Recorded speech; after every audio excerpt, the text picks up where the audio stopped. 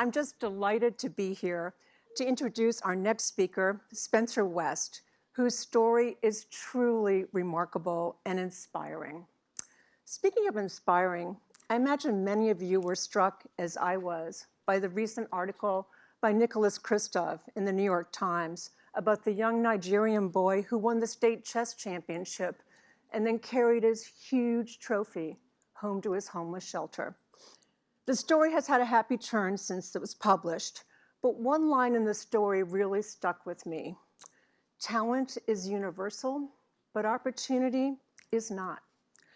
I'd like to reflect on what that line means to us as employers and how we take the opportunity to broaden our definition of talent to include those with different abilities, what we at Willis Towers Watson refer to as both seen and unseen differences. Unseen differences are many, and for example, those related to talented individuals who may have hearing loss, speech impediment, and those on the autism spectrum, which I'd like to talk a little bit about today. About 1% of the world population has autism spectrum disorder. In the United States, 80% of adults with autism are or underemployed. Think about it.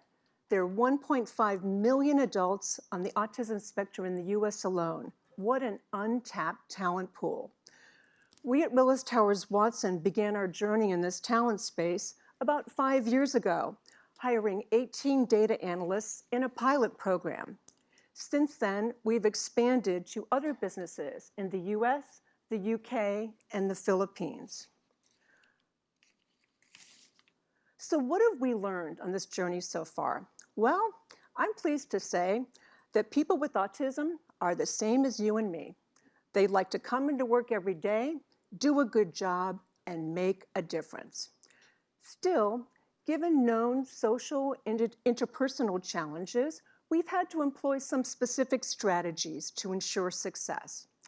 First, we've partnered with local nonprofits and specialist providers to help deliver training to our hiring managers, our recruiters, and team colleagues. Second, we've had to adapt our hiring processes and techniques. For example, instead of a standard, possibly stress-inducing in-person interview, we've used job previews or trial periods so that the candidate can come in and see how the work is done, get a feel for the work environment, and the hiring manager can also assess the fit for the job and also what we may need to do in the area of training. Third, we focused on onboarding and physical work conditions, taking such steps as appointing a buddy, attending to space, workflow, and lighting matters. You know, in the end, these three things made us do a few things differently, but they've also raised our game as an employer overall. Some of the things we've done with our hiring managers has made them better hiring managers, our recruiters better recruiters. We are immensely proud of this effort, and we've learned by welcoming these colleagues into our company, we've actually strengthened our overall company culture. Our colleagues are proud of the work we've done to access talent with differing abilities. In the end, it's not just good for our colleagues, it's good for our clients, it's just plain good business.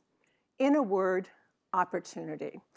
And so now it's my opportunity to ask you to please join me in welcoming to the stage author, Me Too We inspirational speaker, and world change warrior, Spencer West. Thank you.